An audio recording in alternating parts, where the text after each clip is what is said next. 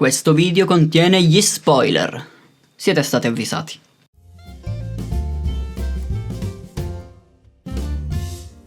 Bufera mediatica, Attack on Titan che improvvisamente torna sulle bocche di tutti e persone che maledicono Isayama.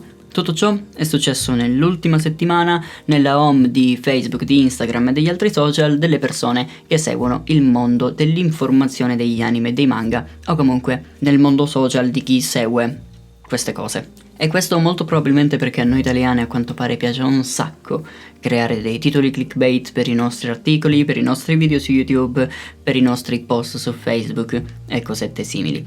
Soprattutto i siti che si occupano di informazione riguardante gli anime e i manga, ma anche i creators, i miei colleghi che parlano di queste cose, a quanto pare hanno capito che il clickbait ti porta a più visite sul tuo sito, porta più visite sul tuo video YouTube, porta più visite sul tuo post Facebook o Instagram. Il problema, in questi casi, è che un titolo abbastanza clickbait può in qualche modo far discutere in maniera molto sterile tutte le persone che ti seguono. E quindi può far cadere in un limbo di discussione completamente inutile tutte le persone che vorrebbero discutere della loro passione. A cosa mi riferisco? Ultimamente avrete notato su Facebook, sugli altri social e sull'internet in generale, anche aprendo Google News, che tutti quanti discutono di un fantomatico nuovo finale di Attack on Titan che Isayama avrebbe aggiunto con queste nuove 8 pagine. Voi avete letto queste nuove 8 pagine? Spero di sì, perché questo video conterrà spoiler su quelle nuove 8 pagine, quindi se non le avete ancora lette andate a leggerle, poi tornate su questo video. Se le avete già lette, seguitemi nella mia discussione. Il problema è che queste nuove 8 pagine ovviamente non definiscono un nuovo finale dell'opera. Per ovvi motivi, Isayama in 8 pagine non avrebbe potuto completamente cambiare il finale della sua opera, semplicemente perché lui ha dovuto tagliare, lui ha dovuto rimuovere queste nuove 8 pagine dal capitolo, quindi sono 8 pagine che facevano già parte del capitolo, ok? Semplicemente Bessatsu Shonen Magazine, il magazine sul quale è stato pubblicato il finale di Attack on Titan, ha un limite ben definito di pagine oltre il quale gli autori non possono andare. Isayama aveva sforato d'8 pagine, ha dovuto toglierne 8, le 8 che lui riteneva in qualche modo sacrificabili, e secondo me comunque è stata una buona scelta, perché togliere queste 8 sarebbe stato molto meglio che toglierne altre 8 lì in mezzo alla battaglia. Cosa aggiungono queste nuove 8 pagine?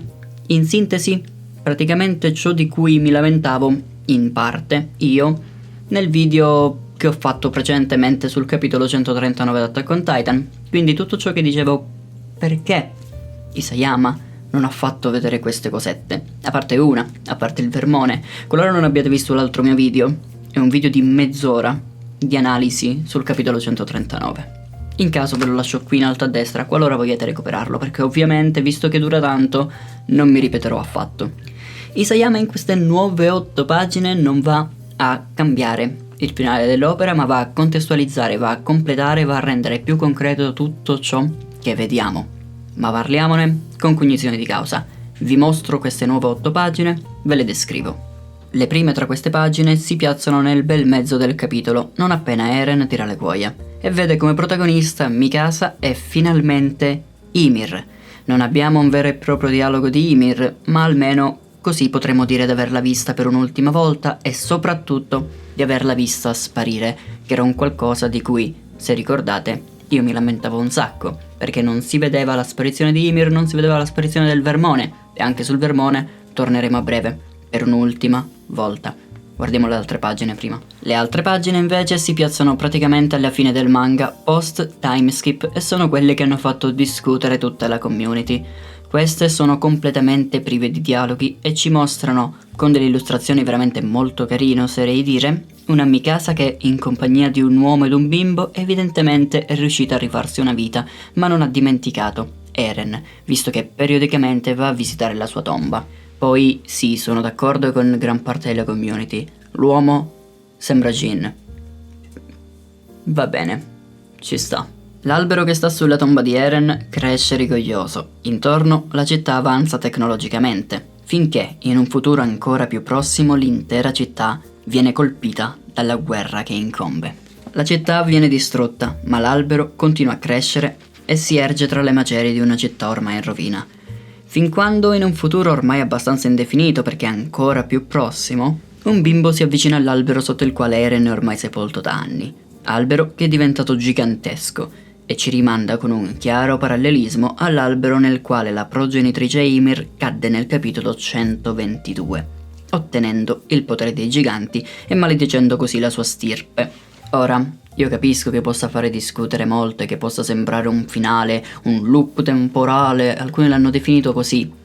Non è un loop temporale perché siamo in un futuro abbastanza indefinito.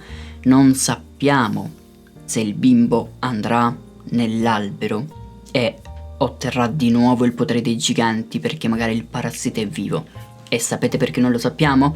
Perché Isayama non ci ha mostrato il vermone. Non ci ha fatto vedere il vermone che sparisce, il vermone che muore, il parassita che tira le cuoie insieme a Eren e tutti gli altri. Quindi effettivamente questo è un finale aperto che va a piazzarsi dopo il finale chiuso della nostra opera. Ciò che significa: la nostra opera è finita, i nostri personaggi sono finiti, tutto ciò che abbiamo visto è finito, ha un suo finale. L'isola di Paradise si è trovata in mezzo alla guerra, è stata completamente distrutta dopo essere avanzata tecnologicamente, l'albero è riuscito a sopravvivere, c'è questo bimbo che va vicino a quest'albero gigante sotto il quale moltissimi ormai anni prima era sepolto Eren. Non sappiamo però come continuerà, questo perché si tratta di un finale aperto, piazzato dopo il nostro finale per contestualizzare un futuro a noi ignoto, un futuro molto prossimo rispetto a tutto ciò che abbiamo visto finora. E questo perché Isayama non è stupido e praticamente si è parato davanti una strada abbastanza aperta qualora prima o poi voglia fare un sequel. Chiaramente, ma Attack on Titan è finito, ed è finito con la morte di Eren, con Mikasa che va in compagnia dell'uomo e del bimbo a visitare la tomba di Eren, col dialogo tra Mikasa e Ymir, col dialogo tra Armin e le altre persone, gli altri soldati, e tutto ciò che abbiamo visto nel capitolo 139. Queste nuove 8 pagine semplicemente contestualizzano ciò che c'è dopo, contestualizzano come continua il mondo Attack on Titan, ma non sappiamo se il potere dei giganti potrà mai tornare. Questo semplicemente perché, a quanto pare, cioè ciò che credo io, se Isayama oggi domani volesse svegliarsi e dire ora faccio Attack on Titan 2, continuiamo dal ragazzino che ricordate era andato a visitare la tomba di Eren, in realtà vi ho buggerato tutti e niente di tutto ciò è finito completamente perché la maledizione dei giganti sopravvive, potrebbe fare un Attack on Titan 2 in quel caso, altrimenti semplicemente potrebbe non farlo. E a questo che servono in questo caso i finali aperti. Come dicevo, Isayama, mica scemo. E voi? Cosa ne pensate di queste nuove 8 pagine? Anche a voi è preso un colpo quando avete letto ovunque sull'internet Isayama cambia il finale, un nuovo finale per Attack on Titan e cose simili? C'è una grande differenza tra un nuovo finale che va in qualche modo a influenzare tutti gli eventi che conosciamo, i personaggi che conosciamo e tutto ciò che abbiamo visto, e un finale aperto che va a piazzarsi dopo un finale ormai già chiuso.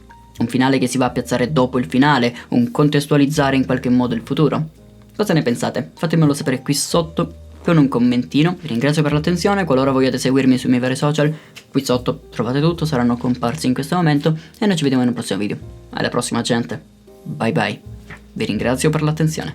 Ah, e PS, dimenticavo, qualora vogliate farvi 2 risate con Isayama che trolla i fan che si lamentavano del finale nel corso di queste giornate, vi consiglio di leggere il capitolo 139.5.